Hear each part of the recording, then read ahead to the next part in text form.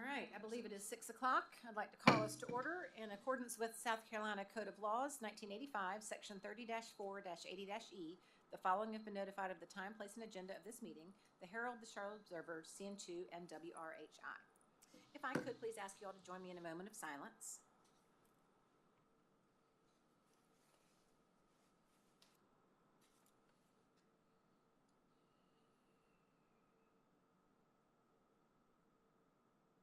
Thank you. We'll now stand for the Pledge of Allegiance. I pledge allegiance to the flag of the United States of America and to the republic for which it stands, one nation, under God, indivisible, with liberty and justice for all. And I've just realized that we have not turned the clock back as I looked up and it says it's 7 o'clock, so we'll figure that out. Mr. Romanek, yes.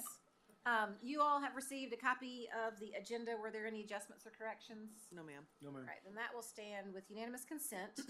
Our next item is public participation. We do have a card. So I'm going to invite Lily and Lauren up to the podium.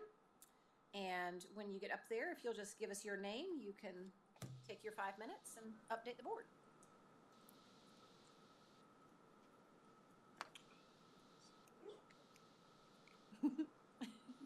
I don't know if I'd trust him to be the cameraman.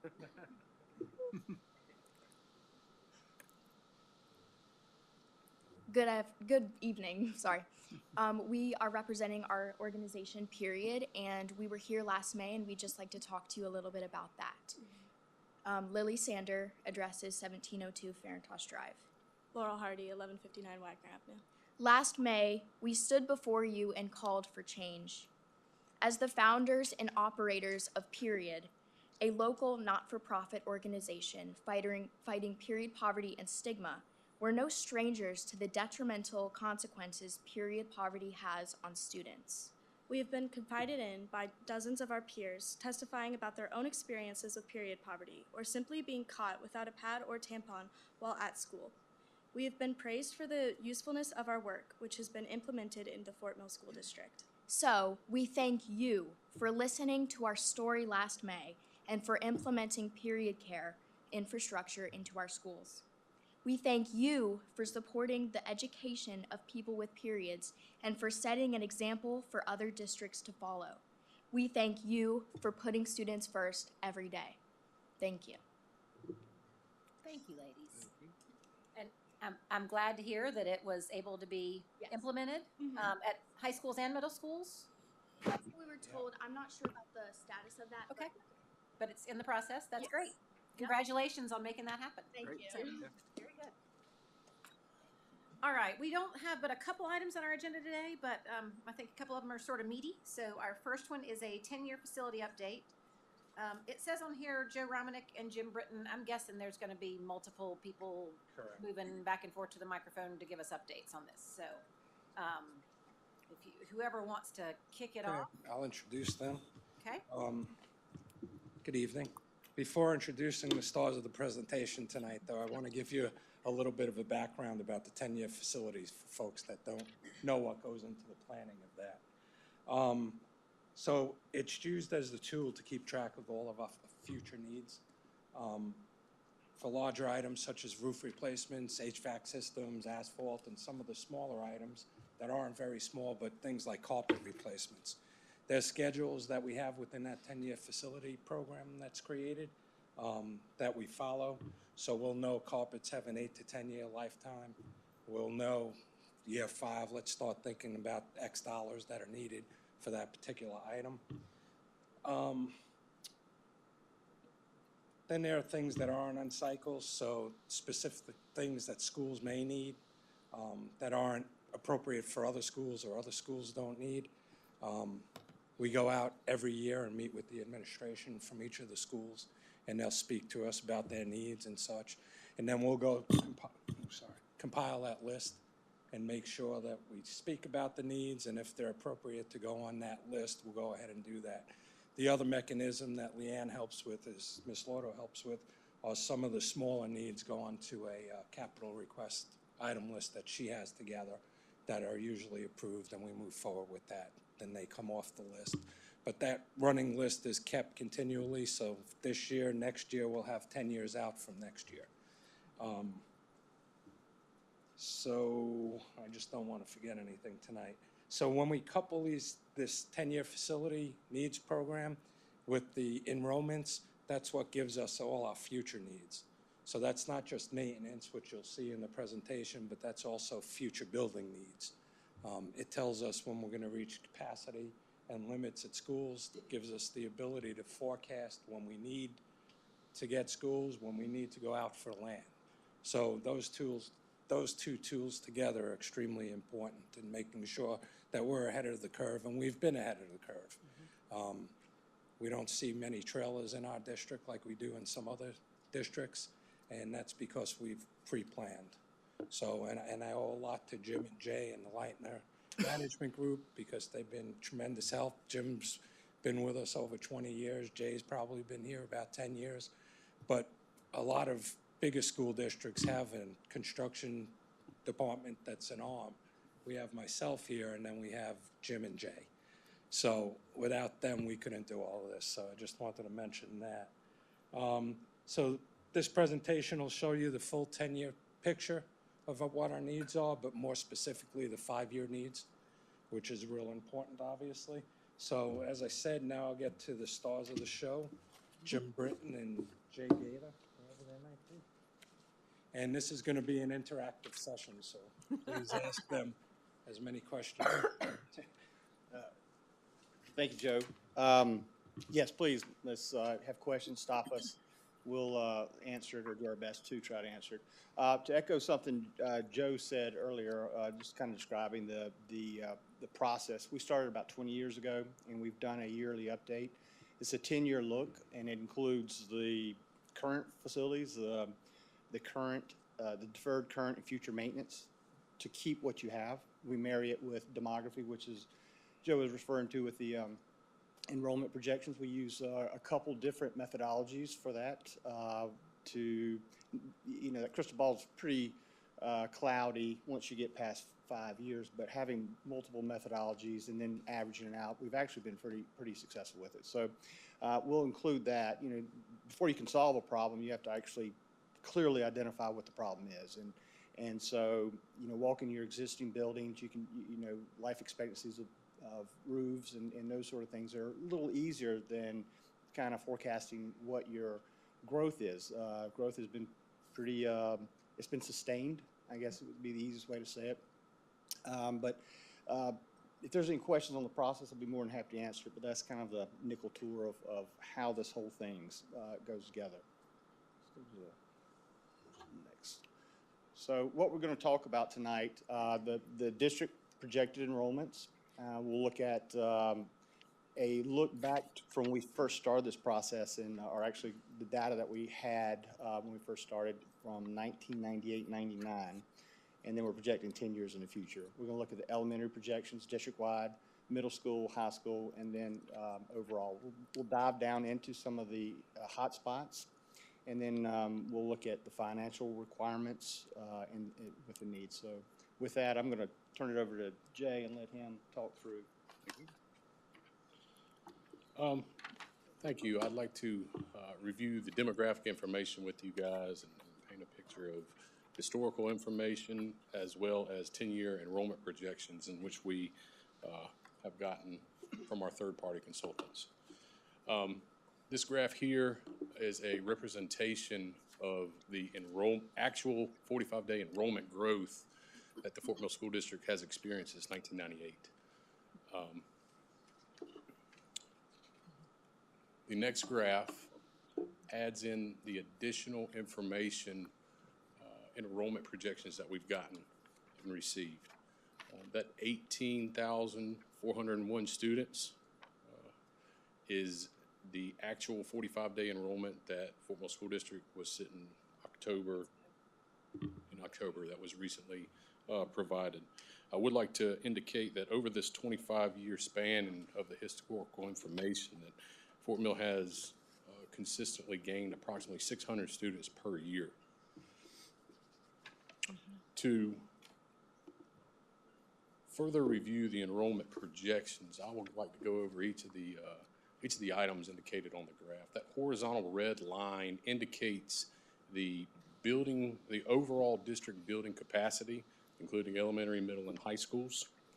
The purple line represents our 10-year enrollment projection from the Catawba Regional Council of Governments, or COG. The light blue line is a 10-year projection that we've received from Dr. Dale Holden. And the orangish red line, you can't really see it on there, is a 10-year extrapolation of the 25-year actual enrollments that we have from the district. The last item is that green dashed line. Now, that is an average of all three of the different projections. We like to use this as our best guess of where the district is going to be forecasted moving forward over the next 10 years, and compare that based upon capacity levels at the elementary, middle, and high school, which we'll dive to in just a second.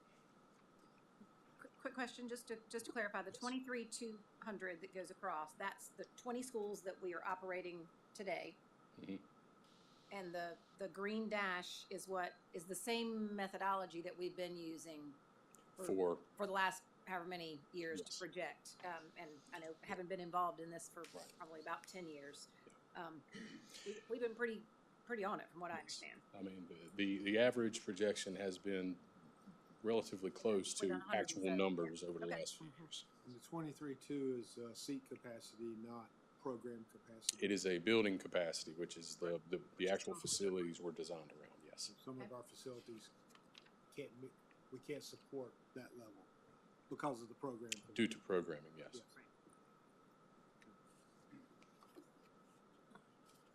So this graph represents the elementary school, K through 5. You have a 10,400 building capacity for the elementary schools. You are currently sitting at 8,396 students as of the 45-day numbers. Focusing in on the green line, you are forecasted to reach or exceed capacity somewhere around the 27 or 28 school years.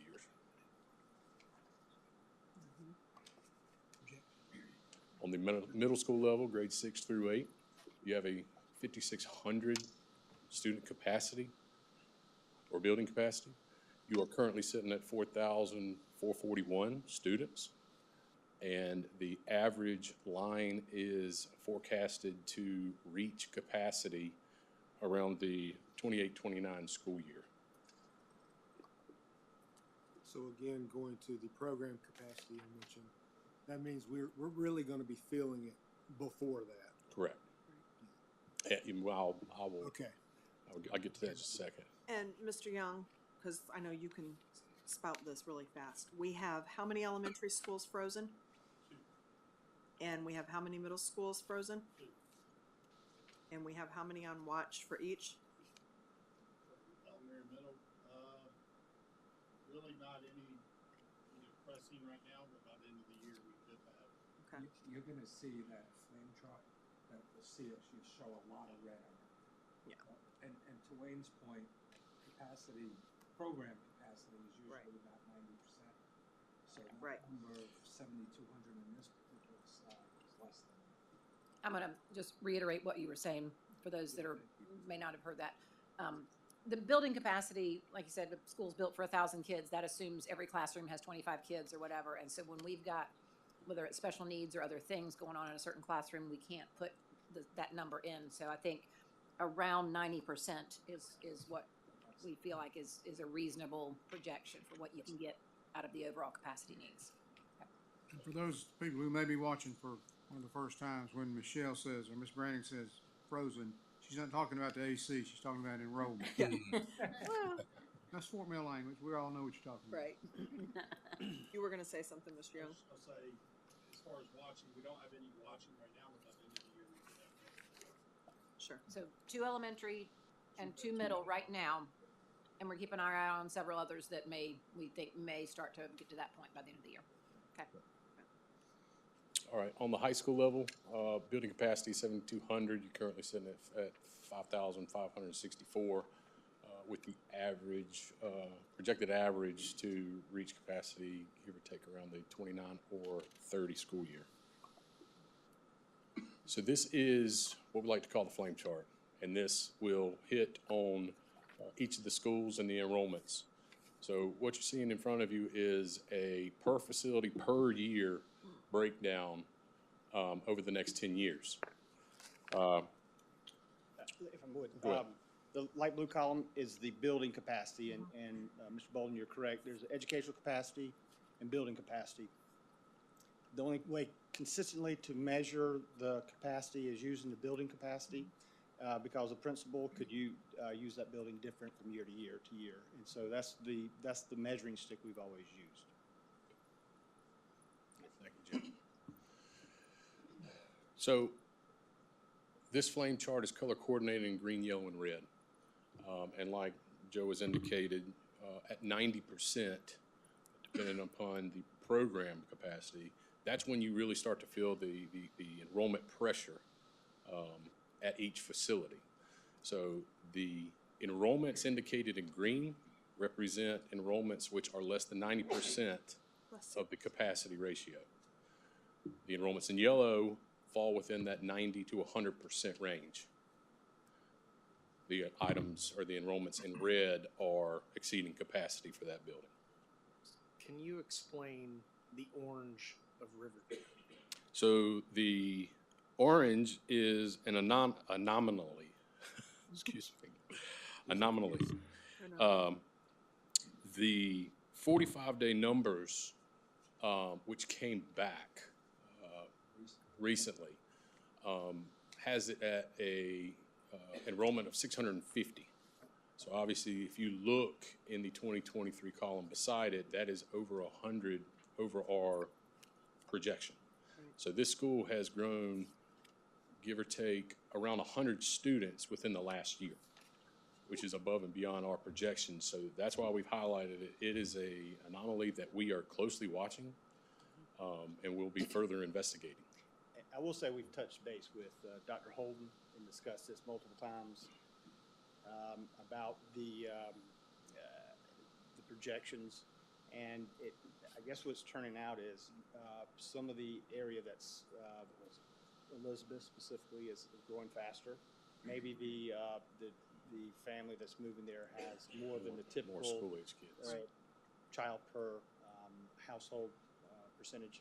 So it's certainly, we don't want to tinker with other people's data. So it's on watch. I think the best word is it is an anomaly. We've never really had this before. Well, and between the size of that actual development, just the sheer number of homes, but I think probably it has something to do with the types of homes and the value of the homes for, different demographics of families that are more appealing to young families, second homes, things like that. So The other thing we have to remember about Riverview is there's a few children. Better get on the mic, Jay. from various schools. Right. Now to speak on the mic so they can hear you. Oh. There's some children coming from other schools for particular programs at Riverview, some of the special needs programs and such. Right. So that's filling up a good portion of the school They already. don't have anywhere near the 90% capacity even Right. because of Right. the number of special needs programs. I guess the point being, if you grew more than 100 this year there, and And if it keeps at that pace, that's a problem. you just add 100 to it, you're out of Yeah, you're out of capacity. room. And Fast. So that's something that we're certainly watching. Thank you. All right, so we want to focus in on the year 2026, or 25-26. That school year is when you will have 4 elementary schools and 2 middle schools projected to be over capacity. And maybe an orange. And an orange, which we will certainly look into an update. So on that 25-26 school year, Gold Hill Elementary, Kingstown Elementary, Pleasant Knoll Elementary, and Springfield Elementary will all be over capacity. Gold Hill and Springfield Elementary are currently under an enrollment freeze, which we've already discussed. Right now, Fort Mill Elementary School number 12, which is currently under construction and funded through the impact fees, will open in 2025, providing much-needed relief to relieve those enrollment pressures at those facilities. On the middle school level, both Gold Hill and Pleasant Knoll Middle Schools are projected to be over capacity, in which both of those schools are currently under enrollment freeze. With the pressure of the enrollment versus capacity already being filled at those schools, a proposed new middle school in the near future would provide the much-needed capacity relief of both of those schools. So moving forward, we'd like to kind of focus on the hot spots, which is the areas or attendance zones which are growing way faster than the areas or the schools for those areas can provide. This is Gold Hill Elementary School. This attendance zone, or this school, is already under the enrollment freeze, and as you can tell, all of the projections are already over capacity. You are currently sitting at 847 students at this school. I do want Go for it. So the 847 is an artificially, we're holding it at that level artificially. Because it's frozen. Because it's frozen. The projections make the assumption that those freezes are not there. So the true number is north of the capacity line already. Yeah, I mean, and even that is 94%, right? We just talked about 90%, but even at 847, it's at 94. Kingstown Elementary, you are currently sitting at a 84% capacity ratio right now, with the average projected enrollment to reach capacity within the next 2 years. Pleasant Knoll Elementary, you are currently sitting at 86% capacity with the projected enrollment to reach capacity within the next year. Springfield Elementary is sitting at 99% capacity and is currently under an enrollment freeze. On the middle school level, Gold Hill Middle is sitting at a 98% capacity, and Pleasant Knoll is a 92% capacity and scheduled to eclipse building capacity within the next year. So addressing the needs, what we've done over the last couple of years is taken a proactive approach to the future planning of the new facilities. What we like to do is bring on or plan for new schools far enough in advance so that we open up and provide additional capacity before we reach the projected enrollment, reaching your building capacity. We're just planning ahead. And with that being said, based off of the data that we've gotten, we've previously planned for Elementary School 12, which is under construction now and scheduled to open in 2025. Based off of the elementary projected enrollments, there are a need for 2 additional elementary schools around the 2029 and maybe 2032 at the end of this study. Elementary School number 12 and the future elementary 13 and 14 are being designed around 1,000 student capacity, but master plan to receive an additional eight classroom wing for a total of 1,200 students, ultimately increasing your overall building capacity for future schools to provide you that additional space. Would the shell of the facility also, the core part of the facility also be built larger so that it could accommodate Yes. that extra? So the master plan will incorporate all of your core spaces designed around 1,200 Instead of 1,000. Okay. with the availability of adding on a classroom wing at a later date if need be. Okay. On the middle school level, the proposed opening would be around 2026 and it's a recommendation to build this larger than the typical 1,000. This would be a recommendation to go up another 200 students to 1,200 students as well. And the 2026, I assume, is because that's how long it takes, because we've already got 2 frozen with no relief in sight until this Correct. comes on. Correct. So you've got 2 frozen, already basically at 98, I think 99% capacity. An additional middle school would provide the relief. However, the design and construction of a middle school is so far out that you need that relief as soon as possible. Going back to elementary school, number 12, that one is actually being built at 1,200 capacity, correct? Or It not is, yet? it is being built at 1,200 capacity. So But the extra wing is part of that construction. For 13 and That's 14, underway. they can be done, but that's yet to be determined. Correct. So I think maybe I might answer that question, Ms. Spears, a little bit differently. It normally takes 33 to 36 months to build a middle school. And so with the need in August of 26, if you start the process in Yesterday. well, say second quarter of 2024, that would be it would leave us 30-ish months, which is doable because because it would go on a pre-graded site. So we could, I mean, this could be tight, but it's not. But the thought is that the location that's already been cleared for the middle school would also be the place for the elementary, and it would be a leg up on Yeah, I mean, early work. right, and you've got a history of doing combination sites, elementary and middle, and so when you grade the site, you can't just do part of it. So we kind of master plan the entire thing, push the dirt around so it levels it, balances the sites, what we call it. Now, we don't do all the fine tuning on the middle school site until it's funded, but it's months, there's several, 3-4 months worth of work that goes into it. Happening for a while. Okay. Thank you, Jim. The last item on the slide is additional high school space. The high school projected enrollments are forecasted to reach capacity around the 2029. We know we'll need additional capacity somewhere through building additions. But we're not talking about a 4th high school, just No. so that nobody gets confused. Right, thank you, because, everybody thinks that's happening. We could potentially add, I think we've discussed over the years, the possibility of growing some of the current schools without making a whole 4th Right. high school. Okay.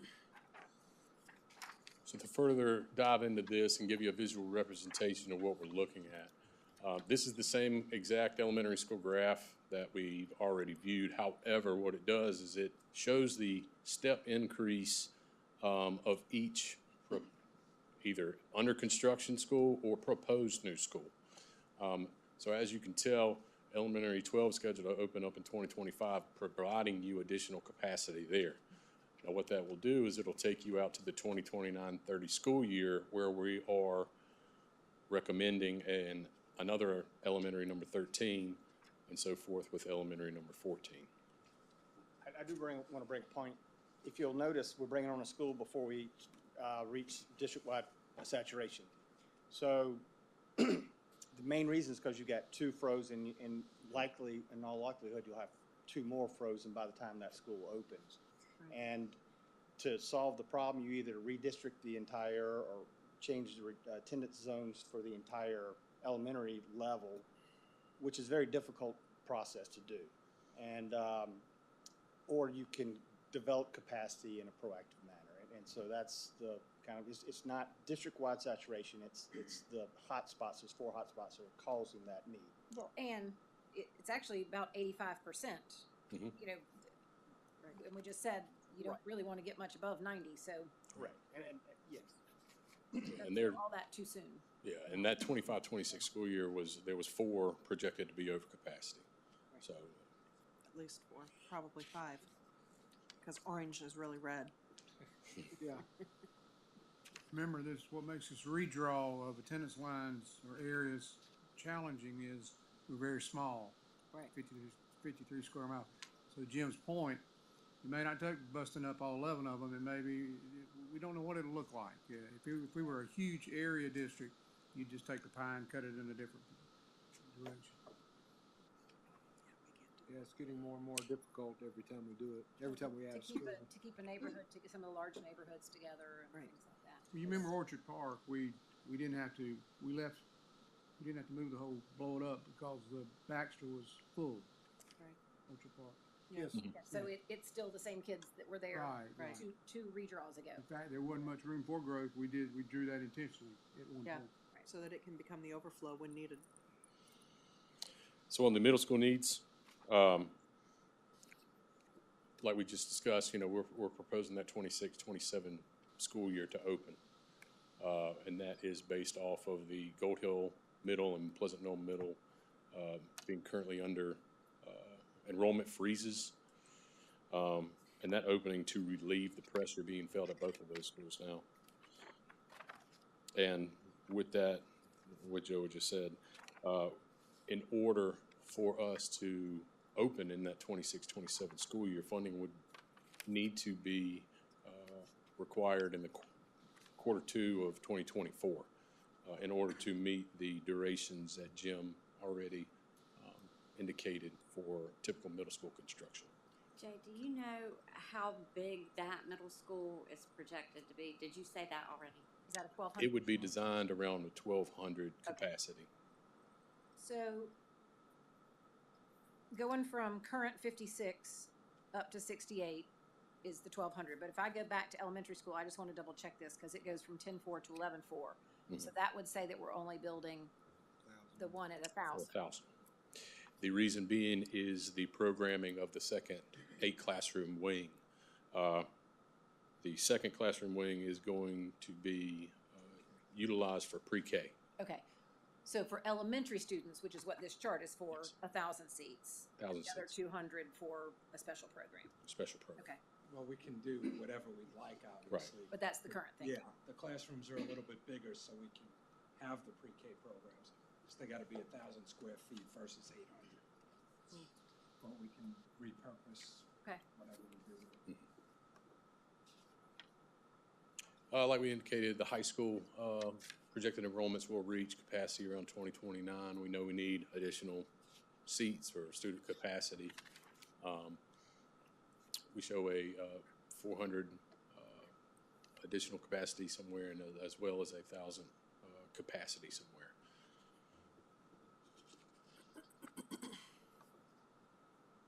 With that, I will turn it over to Jill. So this is, sorry you can't read it. Contest? You probably don't want to read it, though. This is, left-hand column is all your facilities. It's hard to believe when we first started here, there was only a handful of schools. And so as you move across, you have total cost. Thing that we call, it's a national metric, FCI, Facility Condition Index. It's kind of how you measure, it's basically a report card of each building and the condition that they're in. You don't want to get up in the 0.6 or so, that's bad. And then 23, 24, all the way through 2032, 2033. So, and the reason why there's different things in different years for a same facility is you know, HVAC lasts longer than carpet, but roof might last longer. So there's different life expectancies for each one of them, and then you get in different cycles, and we call them loops. And so, unfortunately, every year, just about every facility is going to need something.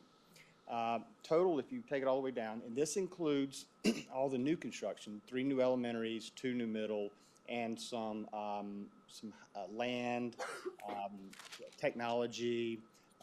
It's an all-inclusive, long-range facility needs plan. So That's our 10 recap. years. It's everything we've just 10 talked years. about that's needed in the next 10 years. Correct. Maintaining and developing for growth. And so the number, unfortunately, is almost $700 million. It's pretty amazing. But it's over a 10-year period. That number of schools, and bringing in, it's kind of leaning because of the new facilities. It's not just in maintenance, deferred, current, and future. And this is kind of how it breaks down. New elementary, 12, which is currently funded through the impact fee, and Ms. Lordo is going to kind of help me walk through some of this information a little bit. New middle school, 7. It's about 25% larger than what you have been building. Unfortunately, prices year over year for the last several years, actually this past year hasn't been that bad. We just got today the inflation report came out, which is actually pretty good. But building components year over year, the past 3 years have been about 13%. And it's real, and waiting on the numbers to come down. I'm not sure that, they're not going to come down. We might see some flat lines or some, but they're not going to come down. An early childhood center, I think Dr. Epps may want to talk about that in a few minutes. A new elementary 13, which would be needed towards the end of the decade. Additional capacity at the high school level, whether that be by addition or some other method of developing seats. Elementary 14, that's at the very end. Like I said, after 5 years, that crystal ball gets kind of cloudy, but you have to plan for it. It's on your dashboard, it's on your radar. Land purchases, that's getting more and more difficult to do. We've been fortunate to buy property in a building program for the next building program. And it can take, because the school districts do not have, as I'm sure you're aware, don't have the ability to buy land themselves. They have to get approval from the State Department of Education and DOT. And DOT, unfortunately, wants 2 miles of straight road with no curves and no bumps, and they're just not out there. So it takes 6 months to 2 years. We actually spent 5 years on a piece of property that we recently acquired. Technology. Back on land real quick, for the sake of those who aren't familiar, roughly how many acres do you need for an elementary, middle, and high? For an elementary, you'd like to have 20 to 25. I think Orchard Park was right at 20 acres, and that's one of the smaller sites. It is tight. And so, to actually stack the school, and we're going vertical now, which is a little more compact, but you still have to develop the land for the play areas. And DOT requires over 2,000 linear feet of on-site stacking, so you're not out in the road causing traffic issues. And so, you get the Indy 500 and you do your best you can, but it's difficult to get all that on a 20-acre site. Middle school takes about 35 is the target. 35 to 40 is what we like to get. You've got sports, athletics. It certainly it compromises a little bit. More parking. Probably not a whole lot of 35-acre plots. It's tough. Well, then you get to the high school where it's 100 to 120 acres, and those are unicorns nowadays. That's why we're not going to have a fourth high school. Yeah, I mean, well, it's just it's Nowhere to put it. very different. And on top of that, those pieces of property, you're competing against developers, and so we've actually gotten into a situation where we're kind of back and forth against a developer, and so it's very difficult. The technology that we've, over the next 10 years, we've got it broken down into multiple. I'll talk about that in a second. I'm just spinning down to October 23 cost update. Continued maintenance, I'll get into the details of that in the next slide. And then the deferred maintenance, current, future and deferred maintenance, that would be funded from 8% money that, if you have any questions, The annual maintenance. I'm going to point it down because they'll be happy to answer. So the way we're breaking this down, the impact fee is for the new elementary is about 67, and that's higher than typical because it's a larger site. We're doing some of the pre-grading. You can't just do part of the grading, so we're having to do the full grading. Same thing with the road frontage improvements, turn lanes. It's a more bite out of the apple. And then the 5 items that we're kind of identified for a potential bond would be the middle school, number 7, early childhood center, 1 land purchase, technology, about half of that, and then the continued maintenance.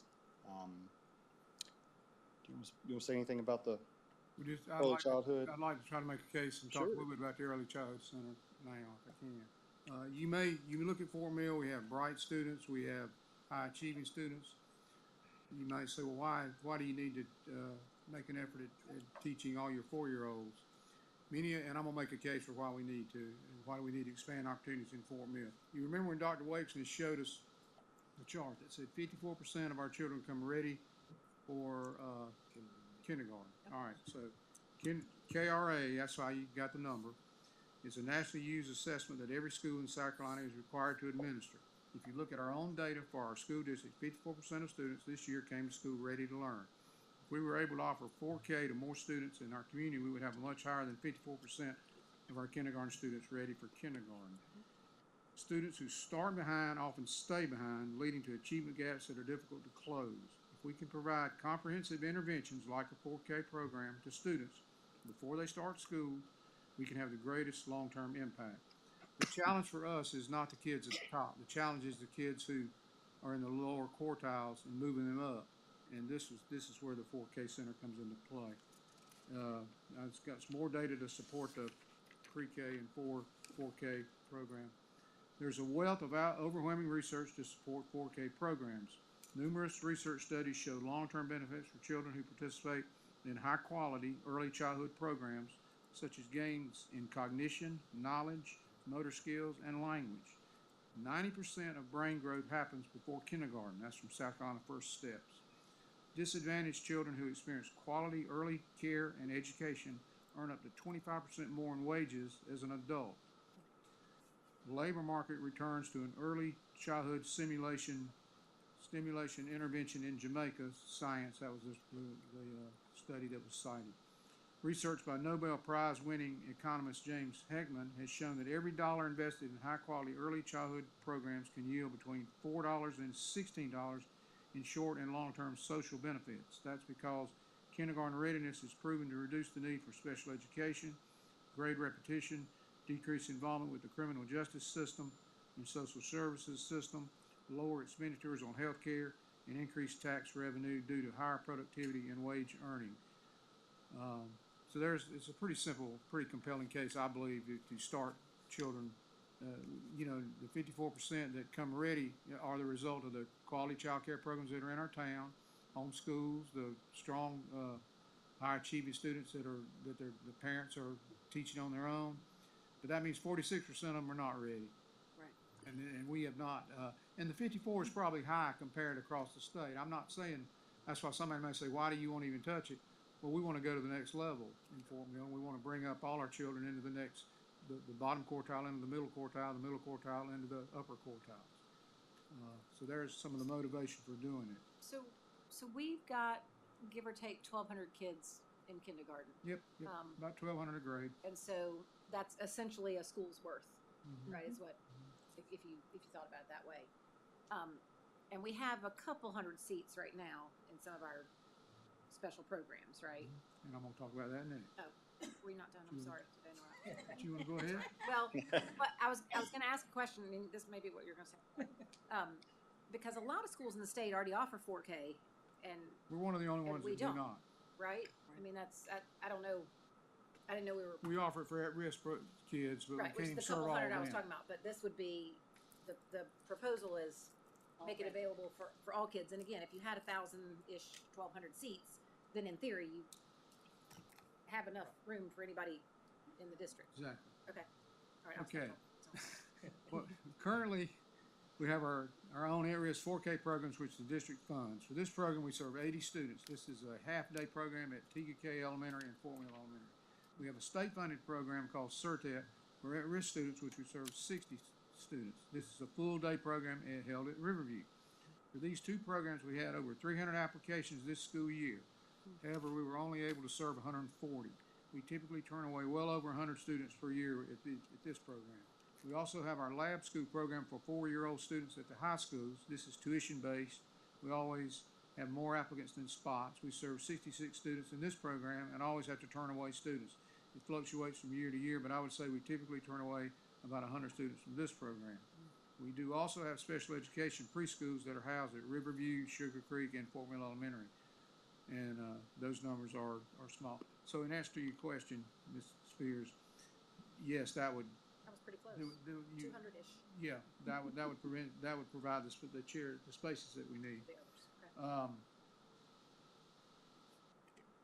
The current pre-K programs, if we included them in a center, it would also free up space at our other elementary schools for 5K and other 4K if we needed it.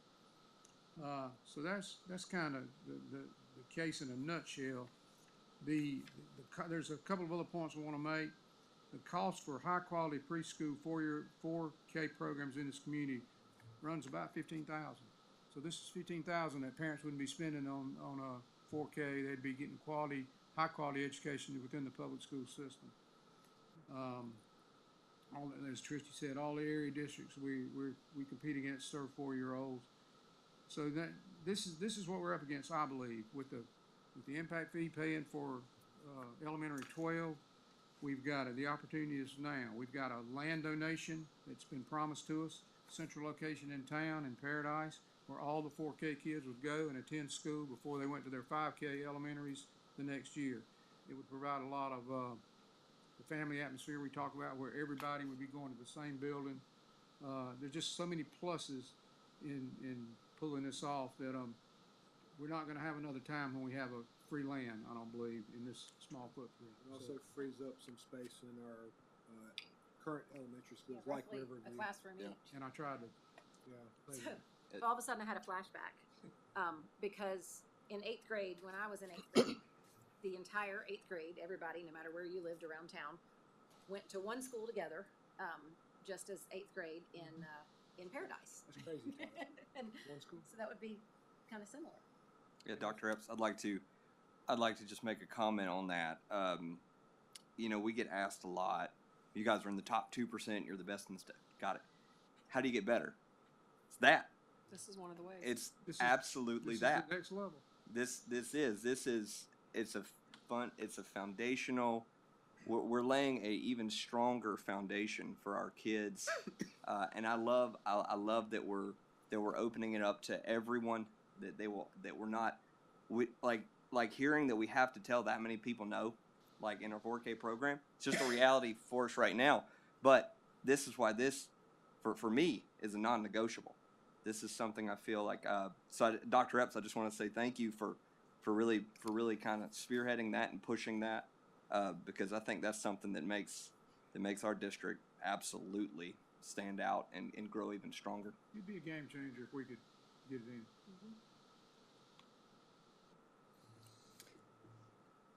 Thank you.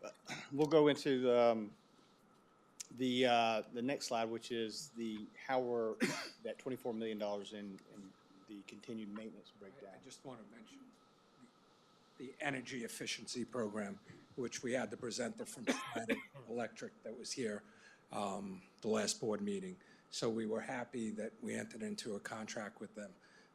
It's the most exciting initiative that we've had. I mean, it's one that's going to make a ton of impact, because there's not much to make a ton of impact on financials. It's the second leading cost that we have as a school district, 89% being salaries, this being about 6%. So that's one of the few areas where we can have impact on it. It's a great program because it's an energy performance contract in which we're guaranteed the savings to pay for the equipment upgrades that we make. So that's the benefit of it. If they don't meet those guaranteed savings, they actually write us a check. The good part of it is that they said that less than 1 or 2% they've had to write checks to their customers. They've done billions of dollars worth of this projects, and so it's a win-win for both of us. It's exciting for us. We've been fortunate where we didn't need to do a lot of this. A lot of our facilities have been upgraded, thanks to the public with these bond referendums and some of the 8% monies. But I just wanted to mention how exciting it is and something that can be really impactful to what we're doing here. So the 10 million that's here is the investment that's required, whether it's. It's not required. technology- I'm sorry, that's Yeah. required if we are going to realize the gains. So Right. whether it's technology or it's hardware or whatever, but it pays itself back Correct. with reductions in Utilities, operating in expenses, utilities, correct. operating expenses. Right. So it's not necessarily, doesn't have to be 10 million, it could be a little bit less, what have you, but these folks are gonna come and assess all our buildings. We're gonna try to find the low-hanging fruit first. I assume Go they'll with be that. involved in the new buildings. They are. They are. I spoke actually to the designers of the middle school today, and we're gonna have a meeting with Schneider to make sure that we encompass some of those things within the new building. So the 10 is not a firm number yet because we haven't gotten that far in the Correct. analysis. So, Correct. yeah. And it's as much as we wanna do. Right. The upper limit And right it would be now. an upper limit is what we Correct. could do at the time. Correct. So I might jump the gun just a piece, but I'm gonna ask, in the past when we've had, for instance, buses, we don't put those on a typical lifespan of a bond referendum, even though we get it approved through a referendum, we do it on a separate kind of timeline schedule. Is this something that we would do on a different timeline schedule, similar as to how we've done buses or technology or that? And these are yearly payments that they'll provide back to us. We have to go through and audit at the end of the year. Right. So they'll be able to tell us where we are within, so they'll guarantee, say, for instance, $1 million a year over 10 years, Right. whatever that comes out. So that's how that Okay. works. Debt will be able to be paid down on a yearly basis.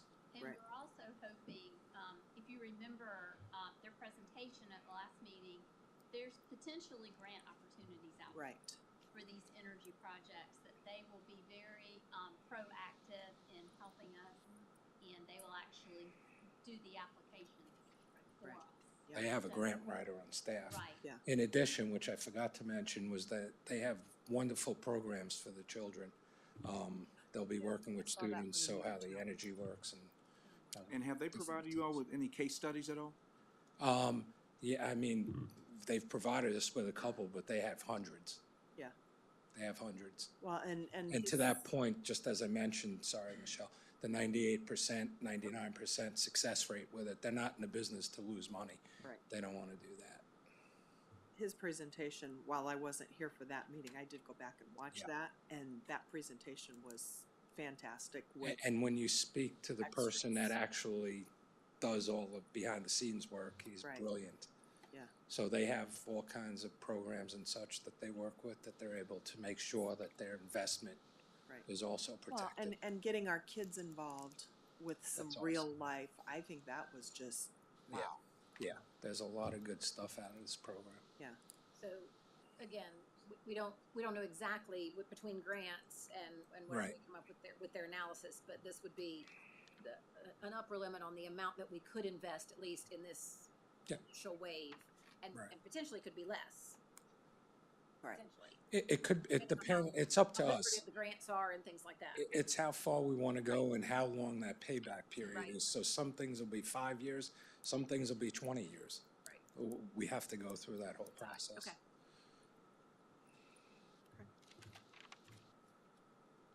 Anything else? Not now.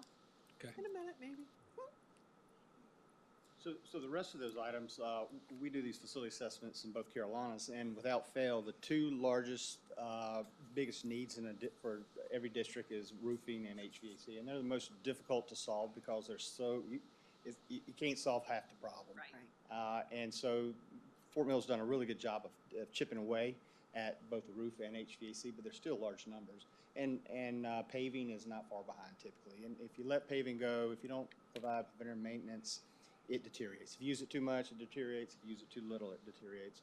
And then fire alarm systems, with code changes, with the activated voice evac, the cost of those things have gotten a lot more expensive, and they're a lot more technical, and but they still have about a 20-year life expectancy. And a lot more required as we touch a building. Now all of a sudden we've got to go in and. We always prioritize life safety, build and Right. shell, Right. and that's kind of what this all speaks to. So what you didn't see was those things we told you earlier. There was $203 million. What it actually is about a $273 million package. But what it takes in consideration is removes the $67 million from the elementary school because it's being funded through impact fee rather than the from the bond.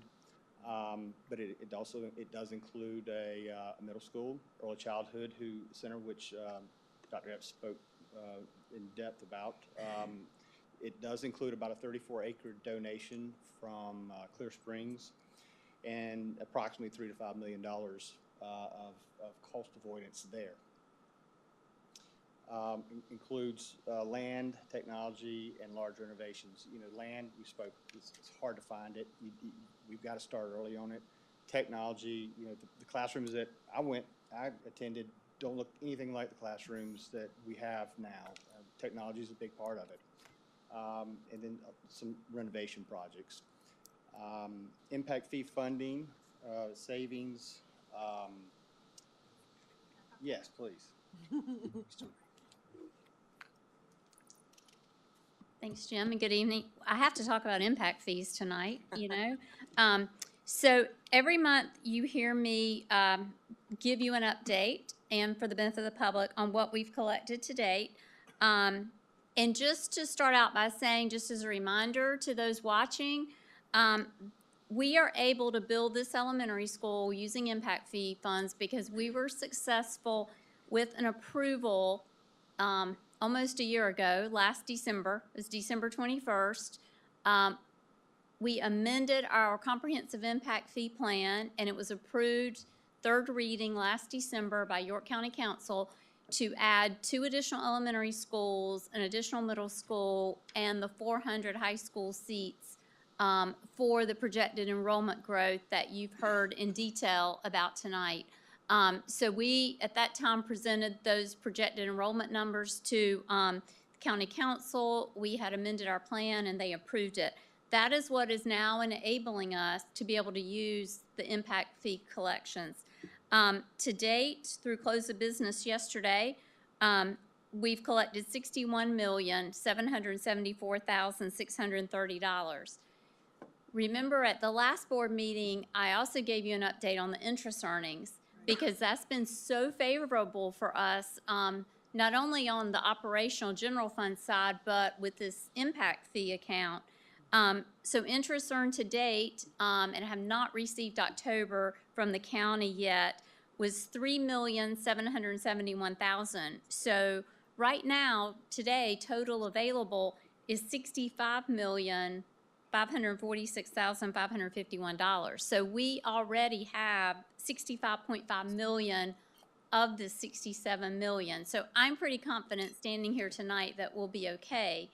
And more than likely, we will meet the needs to build this school and then be able to use future impact fee collections towards that middle school 7 as we move through the next couple years. Because it was included. It was included in the amended plan with York County as well. And the reason no more schools were in it is because it's a 5-year outlook. Correct. And it takes us through July of 2025. And then we will be updating and submitting a new comprehensive impact fee plan to York County at that time. So we'll continue to collect the 18.1 and the 12 something until summer of 25.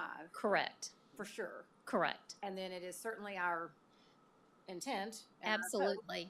that we will be able to redo the study and that the number will be At least same or the more. Same or That would more. be my prediction. And then, but we'll have to go back through the county process to see if we can continue to collect whatever that number is going forward after summer of 25. Correct. Okay. Correct. But if we can, sorry, one more time. No. If we can, then obviously it's going to include the schools for the next 5 years out, which would be the same things that are on here. And so it would be additional cash towards the numbers that are on these pages. Correct. Okay. Specifically for middle school 7. Okay. For middle school 7. Okay. So, No, it would be the renewal. We were talking If the about renewal- of 25. That would be the second half. So if you scrolled back up, It would just be additional cash. it would be additional cash, but it would be towards elementary 13, perhaps Performing Arts Center. Elementary. it could be. But It could be. middle school is next. Right. So we would want to use it on the next thing. Yeah, But we that's won't a be part of collecting it today's until after. conversation of 24, not in 25. I mean, yes, it can be used for that, but We the would have future pass overlap. We after would have 25 overlap. Correct. is- We would have is- overlap with middle school 7 Right. because we would still have middle school 7 on the Construction new list. plan as Yeah. well. Because we would be potentially under construction or Right. It won't be open by. it won't be open by then. Yes, that's a great point. I went ahead and had Mike Gallagher, who's one of our financial advisors with Compass Municipal Advisors, kind of run the what-if scenario. What would it look like if we were not able to use impact fee funds to build Elementary 12, and we had to go out and issue debt to build Elementary 12, like we've always had to do? So I asked him to run the numbers on a 20-year payback, which is our normal payback period for a school. They ran it at interest rate of 5% based on the current market, and used the current debt mill value. So the current value of a mill based on our assessed value tax roll is $630,000 equals 1 mill. The total interest we would pay over this 20-year period, which was a little staggering to me, was $39 million. So we would borrow $67 million and we would pay back $106. That would equate to annual payments of $5.3 million in principal and interest, which equals 8.41 mils. So then I ran 8.41 mils average home value, which we use a lot. We could plug in any number. I ran it on $400,000. So a $400,000 home is a savings of $134 a year. One car at $30,000, because y'all said I was using too low of a car value. So I ran it on $30,000 this time. Used cars, huh? Used car. Okay. It's $15 a year. So right there, if you have one home, one car, you're saving $150 a year, and most of us have multiple vehicles. And then a business. I ran it on a business value of $750,000, just using $500,000 land and building value and $250,000 property, personal property, kind of your furniture, equipment, inventory.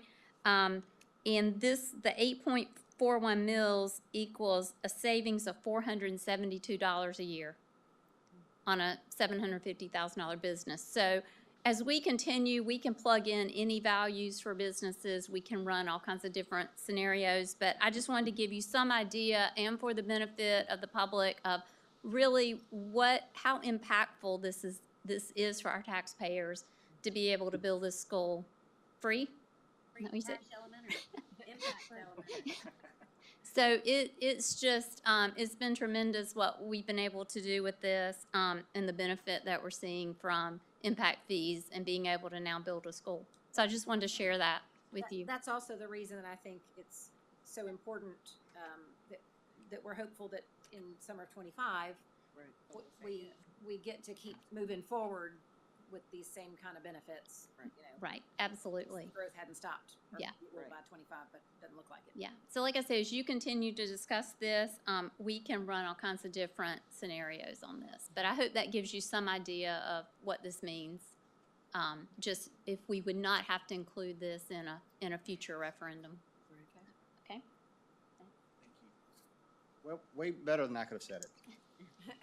So the takeaway is this could have been a $273 million package, but it is going to be a net $70,000 debit to make it a $203 million, which is not too bad. So the makeup, to kind of tell you what we told you, middle school addresses current pressures, early childhood center, land acquisition, technology, large renovation projects. Any questions with those items? We put this together to kind of give you a gauge of where you stand amongst your peers and neighbors. Charlotte-Mecklenburg just passed a $2.5 billion referendum. I think their spend out is more than 5 years, but it's a staggering number. Beaufort County, who's smaller than this district, passed a $439 million referendum. Clover, November 22, a year ago, $156 million. Anderson, I think this was their very first referendum. Dee Christopher, one of your principals, is a superintendent there, $115 million.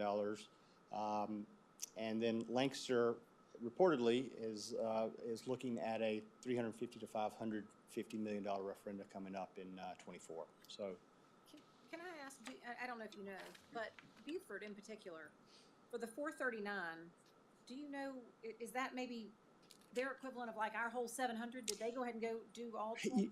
I don't 10 years know. worth of projects? Yeah, I think they've got about 20 schools. They're bigger Okay. than we are. I'm They- sorry? I thought they were bigger. Maybe they only have 20 I schools. thought they had about 20 schools. Is Well, that- we got 20 schools. Yeah, we got. I think it's about that. If I It's misspoke, I'm huge. sorry. And, I mean, and I also, what we know about Clover is originally Clover was going for 300. Right. Because it needed elementary and high, but this 156 was only the high school, and so I don't know what their timing is on how soon they're planning on going back to the well for, for the other pieces that were left out. Right. And, it failed previously, and Right. we were actually part of that program, helping them, and the cost of that failure to going back in real money is, because had they gone out and passed when it did, they'd already be in construction. It's about a $25 million premium that they're end up paying for the same thing, That's a time. just because of the escalation. And our last two referendums, so the most recent one in 18 was 190, and the one before that in 15 was 226. I'm familiar with that one. And I think there's two reasons that we don't go for cover a longer period of time. One you addressed earlier is that the further out you go, the fuzzier it gets as to exactly what you do need. And then the other is we do have limitations on the approval to go get the money. So we can't get approval now and wait 5 years out to then go get the money, as an example. We have to go ahead and implement. And that's a fine line, because when we price in that 10-year period that you saw, something that's like an elementary that's needed in 2032, there's 10 years of escalation added to that at 3%, 3.5%. Well, had you planned for that now and went out for that money, and when we went through this whole process that we just went through, like in the pandemic, you wouldn't even be able to touch that school for that amount of money. Right. So to me, it's a fine line of being, proactive, but getting what you need. Right. And then, staying, continue, you update this every year, which is great. So you kind of have your finger on the pulse of everything, so. I just brought that up relative to pushback you get sometimes about, well, why didn't you go further with it? And we come back every 3 to 4 years with another referendum. I think that's why are you doing that? This is why. Yeah, the easy button is just go after all of it, and then you don't have but it's, I think it's a good thing to only get That what you easy need. button can leave you standing with half a there's a building larger if you didn't risk. get enough money. Right, I think you go after what you need and only what you need. That speaks to planning. Right. I mean, when you gotta go out for 439 at one time, we could go out for 400 right now, but we don't need to. Right. That's Well, we know the tax bite's rough in Fort Mill, and so as little as possible, but not being penny wise and pound foolish, right? So I do have one Ms. Lordo question. You know it's coming. What do we have that's falling off on our debt roll? And what do we have that's refinanceable just to lower that debt payment? And I'm probably at the next meeting, I can give you specifics. I believe we have about 2 or 3 issues that'll be paid in full. We've got about a dozen bond issues out there. Okay. And as I said, we ran the 67 million with just a flat, even 20-year payback. But normally, they will look at plugging into years where we might have more capacity to keep the debt millage the same. Right. Because most of the repayments fluctuate, they're not a flat X amount per year. And so they'll look at a lot of those areas where we can plug in more principal payment in a given year. Sure. I know we've got 3 qualified school construction bonds that I believe will be paid off in 2025. That'll be a big year for us. Right. For pay downs. So I'm gonna try and recap that for those who might not have heard, that we do have a couple things that are rolling off. 2 or 3 of the 6 are rolling off, and the methodology to taking $200 million is not just a flat run, but to place it in strategically, one, as it's needed, and two, where there are small issuances coming and going so that it kind of stays flat to the taxpayer. And something else we touched on earlier, but I'll clarify, for the buildings, the large dollar figures, it's a 20-year bond, as opposed to technology, which might be a 5-year because they get obsolete in 3. Correct. Or something like that. Down into several different bond issues. Main things, we don't finance short life items For a over a long long time. period. Yeah. Right. Mr. Britton, question for you. Yes, sir. So it appears we're experts at building schools. So the question I have for you is, I know that from a transformation perspective, we've gone from potentially 1,000 student school to 1,200. What lessons have we learned from previous? So, to me, the biggest elementary school I've ever built was about 22, or been a part of, was about 2,200 students, and that was in Chester, and that was too big. I think they've divided it and are using it differently now, but Fort Mill, unfortunately, land is driving us to have to build more compact and make it larger. So I think that's the lesson learned. Moving forward, land is getting harder and harder to obtain, but growth continues. So, when those two lines bisect, it's going to be a problem. And so I think having the flexibility, master planning, so that we can have a plan in our back pocket to address growth when we can't find land is the. I'm not sure if that answers your question, but I think that's the biggest lessons learned. Well, and that's also the reason I asked the question about the core spaces, because I recall somewhere over the years when we had to add capacity and wings, but we were really tight in the core spaces because you can't make the cafeteria any bigger, and you can't make the gym any bigger, and some of those kind of things, right? I've got a great analogy on that. You have a 4-bedroom house, and everybody has a bedroom. But what if you put 2 bunk beds in each one of those bedrooms, but everybody's got to use the same bathroom? Right. It's pretty tough. And so, and that's what the core space is: your restrooms, cafeteria. You might start feeding kids. Certainly, you can add classrooms on the end, but your cafeteria, you can start feeding kids at 9 o'clock in the morning and won't finish until the bell rings. So, Jill, Ms. Romanek, a question for you. Discounting what Ms. Loader just gave some context behind, what would happen or be a ramification if we didn't do this? Well, I think the obvious thing. Microphone. I think the obvious thing would be that we'd see a lot of trailers within the district, which we don't see now. But if you drive towards 49, some of the back roads, you'll see about 20 at one school. And how And- are those? I don't know the name Well, of that school. thank you. Well, And to right. the point of And trailers, they're very that's expensive. classroom teachers. Right, So and you they're can very have a trailer to expensive. put kids in, or you can have a classroom teacher to educate kids with. Which do you want? They're hundreds of thousands of dollars as well. So just count that as being tossed out. But what Michelle is saying, and it comes out of Yes, operations it- instead of yes, capital. So, that's right, correct. You have to pay less teachers in order to be able to afford a trailer.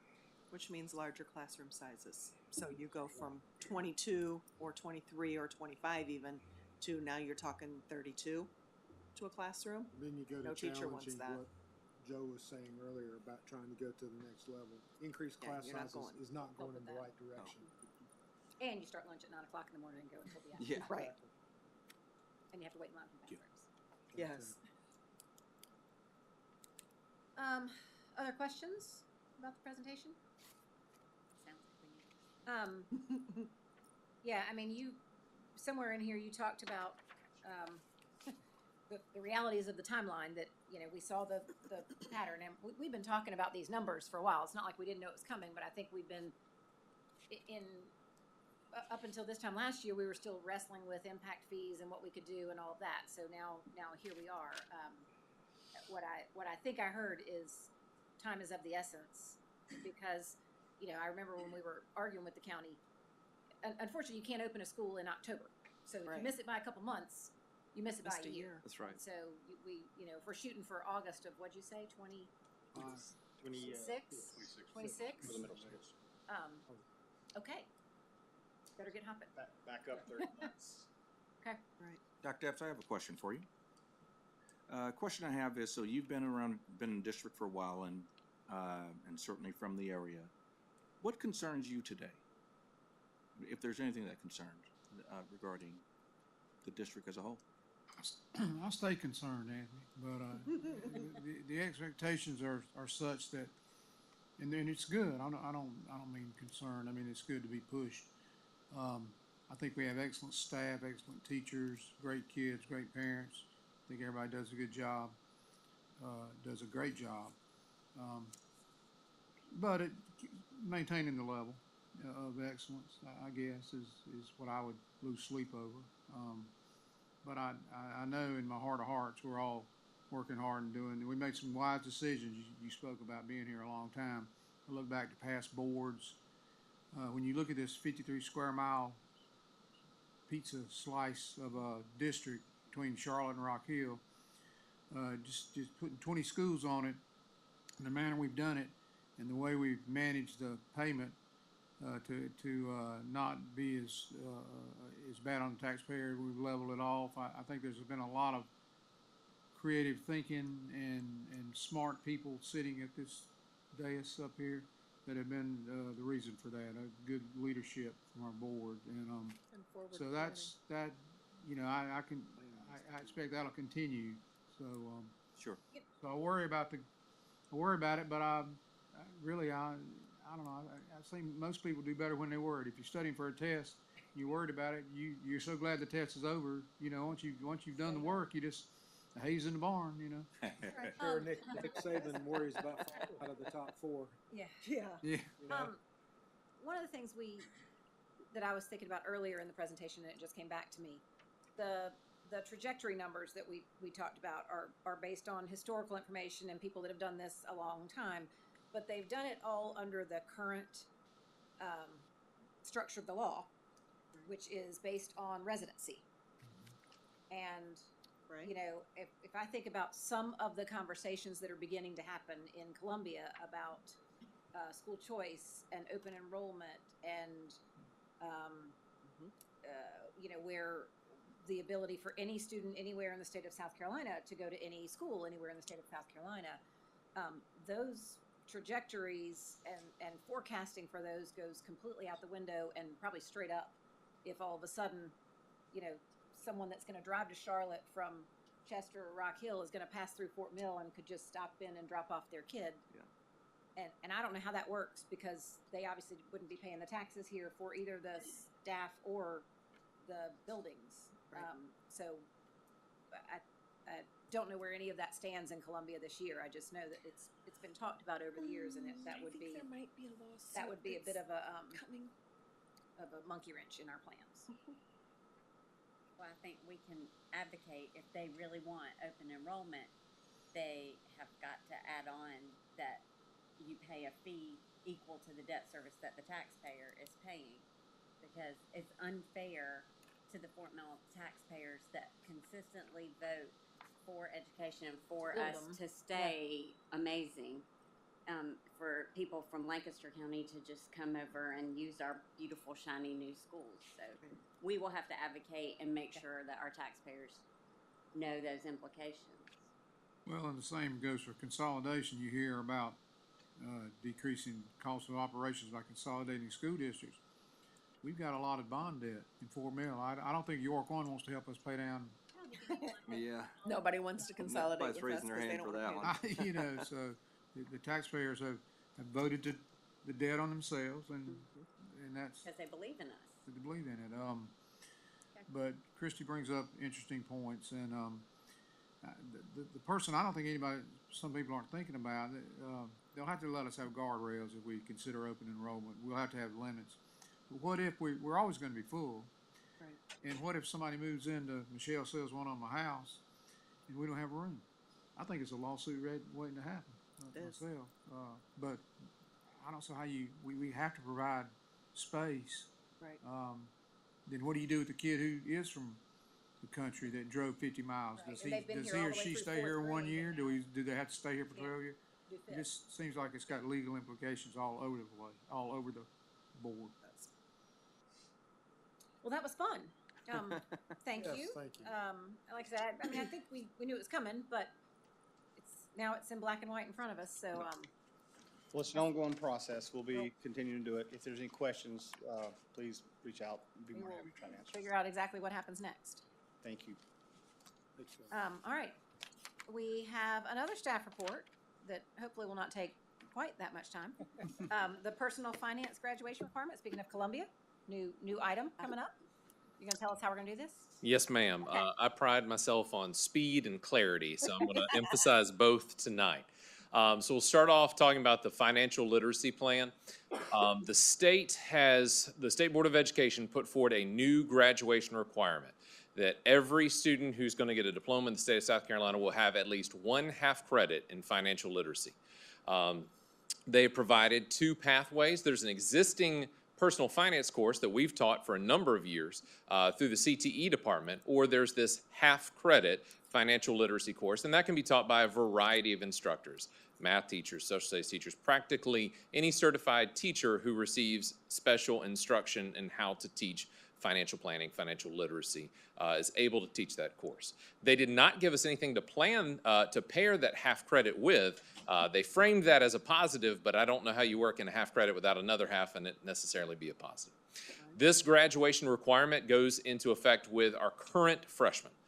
So they have to have it. The class of, I'm not sure what the class is, but the 9GR code 23 has to have it to graduate right now.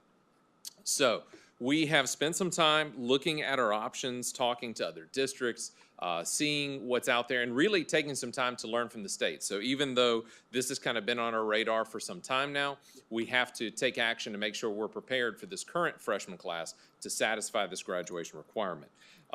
We looked at a number of options, and really I should point this out as well. You still have to have 24 credits to graduate high school. This isn't adding a 25th credit or a 24.5. It's really taking one of your 7 elective credits that you get to choose and now saying you get 6.5 elective credits and a 0.5 financial literacy. So what we've looked at is where can we put this class and have the least negative impact on a student who's trying to maximize their potential in credits and being prepared for the future. First thoughts are to keep this with the business teachers who are the content area experts who've always taught the course. However, when we look at the number of students, and as a matter of fact, I'll use Fort Mill High School's current freshman class, 542 students in that freshman class. If you divide that by 28 kids in a class, you're going to need about 19 plus sections just for Fort Mill High School. That equates to about 3 full-time teachers. To divide that out across the rest of the district, we're figuring 3 more at Nation Ford and 2.5 at Catawba. So we would be asking you for some 8.5 teachers just to it, or not, more just to address this. So it's not practical to move this into the business field because of that constraint. The only other option with business would be to completely gut all of the wonderful electives we have in terms of saying accounting, marketing. Those courses that are not required would have to fall by the wayside to make room for this, and even then it'd still be a strain on the business department altogether. Another option that we've seen other districts, Clover is pursuing a model similar to this. Social studies would be to work this in pairing your Gov Econ credit would become Gov and Civics and Econ and Personal Finance. And that's adding an additional required course that our kids are not currently having to take. In terms of what's required for social studies. You only need 3 social studies credits, U.S. History, Gov Econ, and something else. This wouldn't be in lieu of, because it'd still not be a social studies credit per se. So it wouldn't count as the something else. No, it would not. So it's really adding at least, we can call it a half credit, but it's got to be paired with something.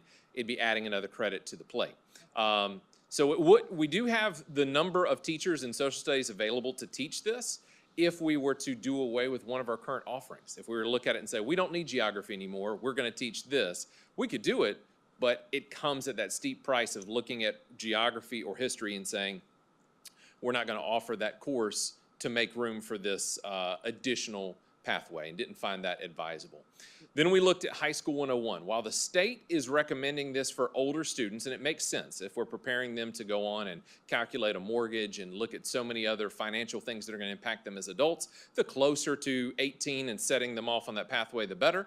High School 101, the downside of this is it is early in their career, but it is perfect in terms of its ability to match up with some of the health content, some of the, not health, I'll get to that in a second, but some of the financial literacy elements that we already teach and soft skills that we already teach with High School 101. So this would not require, if we put it in High School 101, would not require an additional course be added because it's a current graduation requirement for Fort Mill students.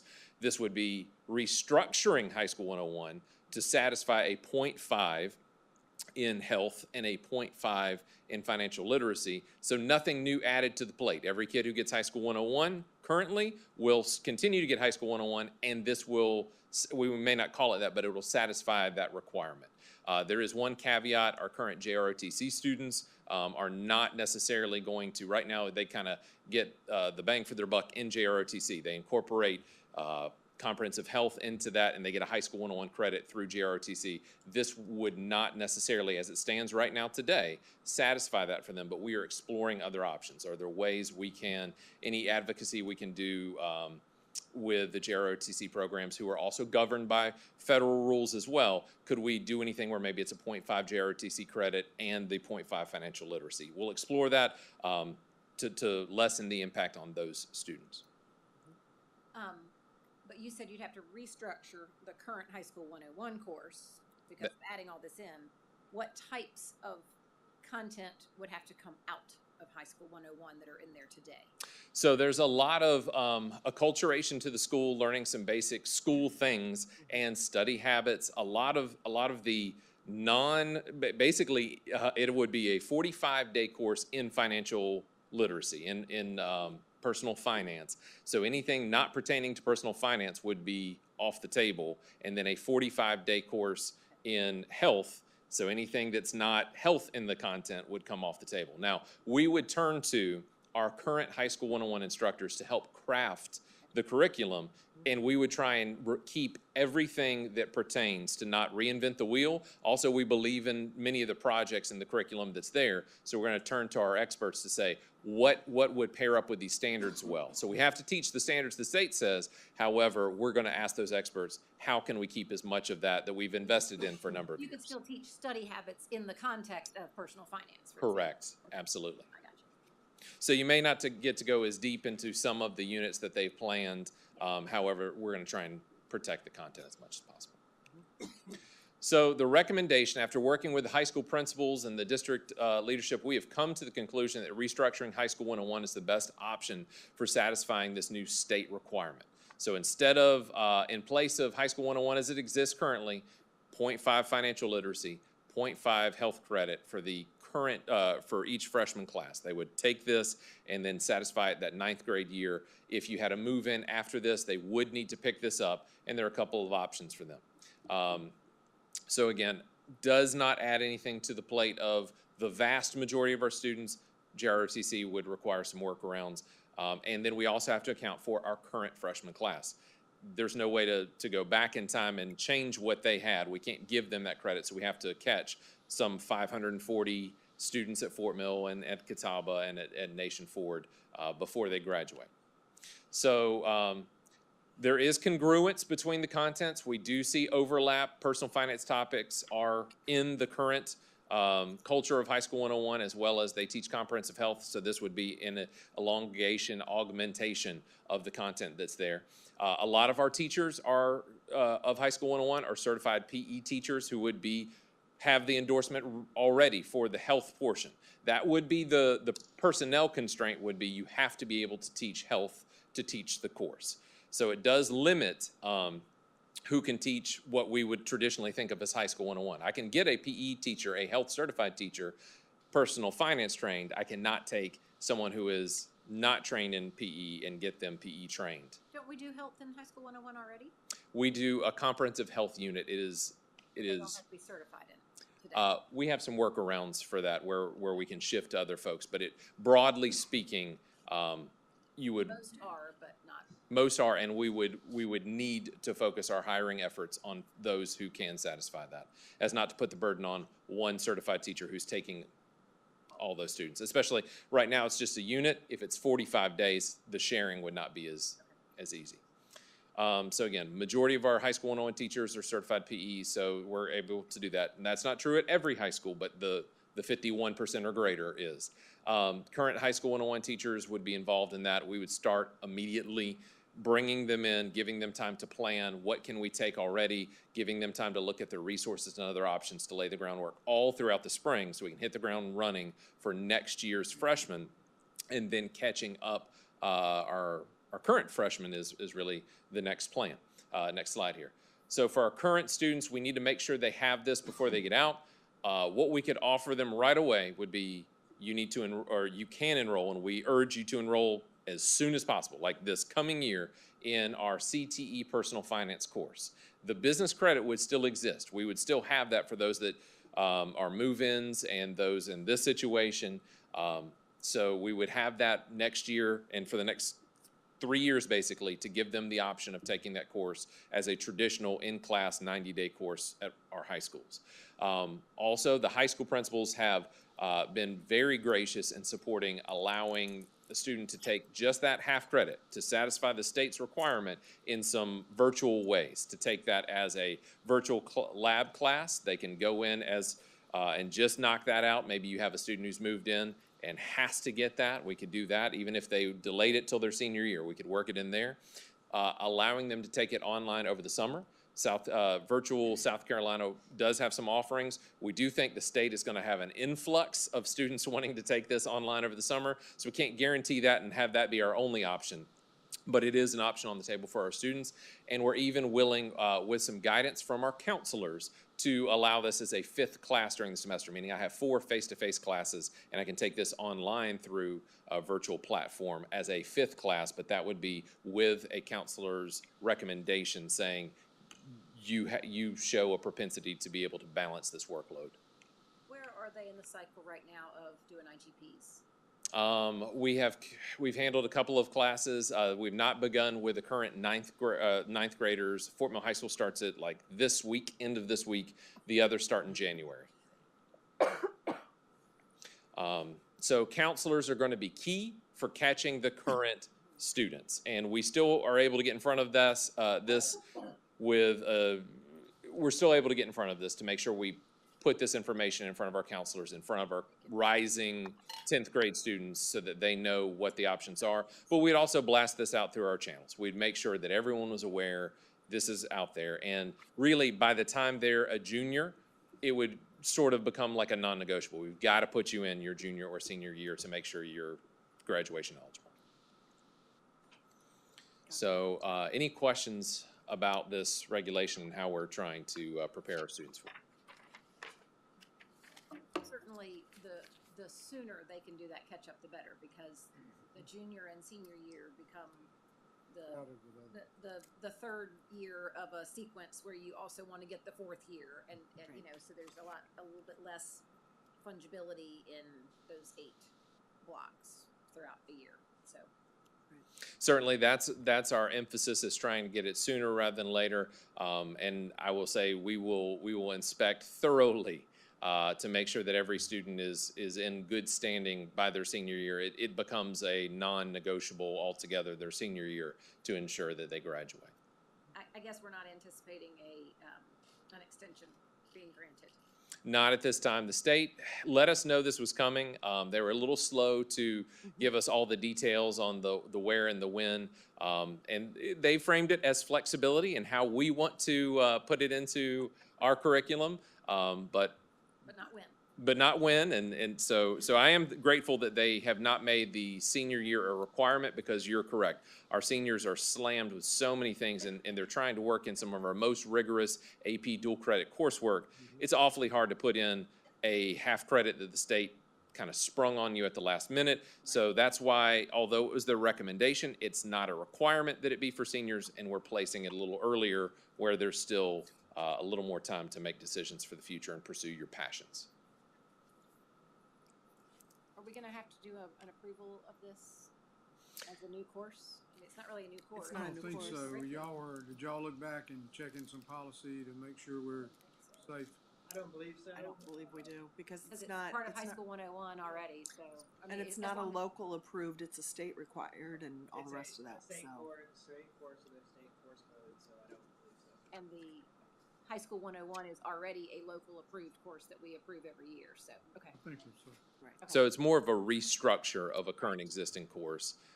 The credits Content. will now say 0.5 health, 0.5 financial literacy rather than High School 101, but it's a restructuring to meet this requirement.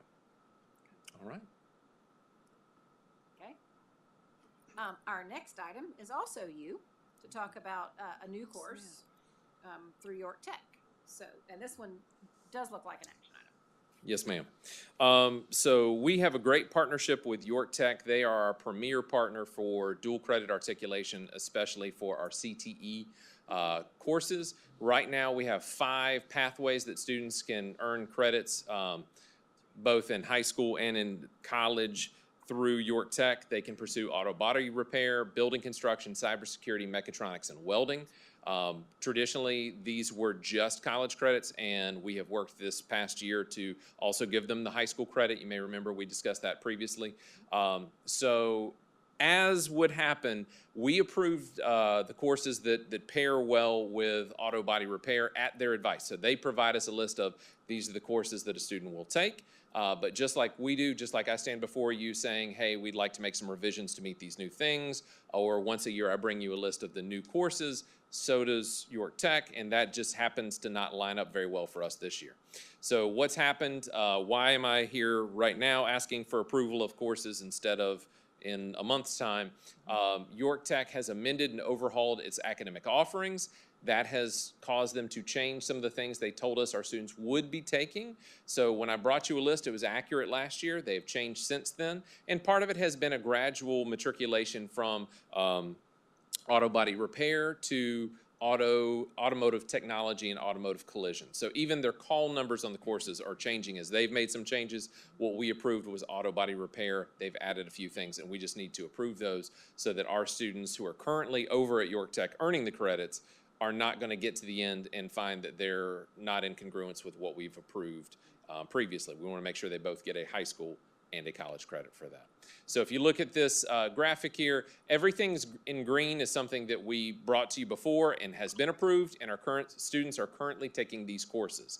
Everything in red is something that our students are currently taking. However, it has not received board approval, and we do have students enrolled in these courses, so that's why it requires sort of an immediate action in terms of let's approve it so that they have rock solid assurancy that everything will be okay in terms of the articulation. Yellow are things in the pathway that York Tech has not put any Fort Mill School District students in yet. So this may be something that we broaden our scope when I bring you the December all the new courses to say, hey, can we just go ahead and not have one of these emergency meetings? Let's throw it all on the table at one time to not bring you urgent situations like I do today. So the 3 courses that are proposed are electrical systems, electrical fundamentals, and intro to automotive maintenance. You can see on the right-hand column, York Tech gives 3 credits, and 1 credit respectively, and then Fort Mill has 1 high school credit, 1 high school credit, and a quarter credit. These are determinations based off of seat time and things articulated both with York Tech and what the state looks at. So I would ask for any questions before asking for approval for these. I got a question. Yes, sir. I wrote it down earlier. What steps are we taking to offer competitive pathway for the dual credit in comparison to other districts? Absolutely. So if you look at the current dual credit offerings we have in comparison to others, there are plenty of other districts that offer more robust offerings than we do. So we are actively pursuing adding additional dual credit courses. As a matter of fact, the curriculum coordinators for secondary have a meeting 2 days' time with York Tech to look at additional courses in social studies, in science, in math, and in a broader scope, we are pursuing a partnership with York Tech to see, can we investigate dual credit enrollment options that lead to maybe an associate's degree? We want to see our students graduating with just as many credits as those in the rest of the state. We know we have the best and brightest students. We want to make sure that's reflected in what the opportunities that they have. Likewise, we're also discussing a bridge pathway with York Tech that could potentially lead to guaranteed admittance into Clemson, USC, or Winthrop. They are very eager to investigate whether we could create more teachers by offering some basic classes at York Tech that leads to admittance into these colleges with an emphasis on teaching. We could grow our own products and have them come right back here to the Fort Mill School District. Thank you. So the only question that I have is, would it be prudent to go ahead and give approval for the 2 yellows at the same time as the 3 reds? We could go ahead and add those to the list. There are no students in them, and there's no guarantee, since it's got an ABR call letter, that next semester we would ever put someone into it. It may be they restructure those ABR courses into AUT courses, but no harm in adding them either. So it's really your pleasure. I've just had one question about on the next slide where it talks about the fact that York Tech gives 3 credits, 3 credits, and 1 credit. We obviously count it as a block. So, I don't know that any of these would translate into credits for other colleges. You know, when someone goes to, I don't know, UNC Wilmington or Clemson or wherever they might go, if electrical systems or electrical fundamentals would be something that would be accepted by another college, I guess maybe just as an elective. As an elective. That would Yeah, and I think it be depends 3 on the credits. Receiving institution. Right. Some of these, I would say, possibly not. I can't. Right. Thinking about the college kids curriculum that I'm familiar with, I can't think of this satisfying a science or whatever. But No, most transference would be to maybe another technical institute in the state. Those would transfer more than likely as the full 3 credits. But if you're looking at a 4-year institution, at best, we're probably looking at elective credit. Right. For the GPA, they are graded, counted, measured as a dual enrollment course, which has the higher. Yes, so this is, the weighting is the exact same as an AP credit course.